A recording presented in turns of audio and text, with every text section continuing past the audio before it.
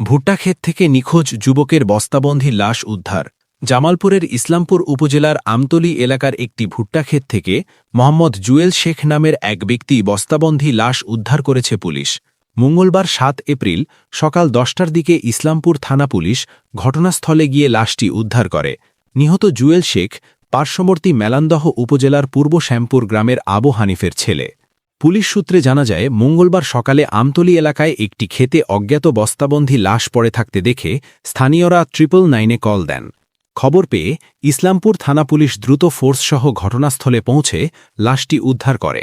পরবর্তীতে খবর পেয়ে মেলান্দহ থেকে নিহতের স্বজনরা ঘটনাস্থলে এসে লাশটি জুয়েল শেখের বলে শনাক্ত করেন।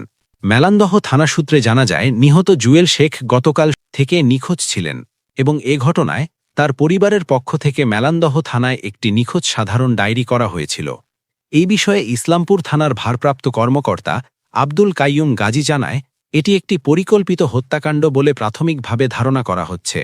হত্যার প্রকৃত রহস্য উদ্ঘাটন এবং এই ঘটনার সাথে জড়িত অপরাধীদের দ্রুত চিহ্নিত করে আইনের আওতায় আনতে পুলিশের প্রয়োজনীয় আইনি পদক্ষেপ ও তদন্ত প্রক্রিয়া চলমান রয়েছে। সবসময় জনতার কথা বলে।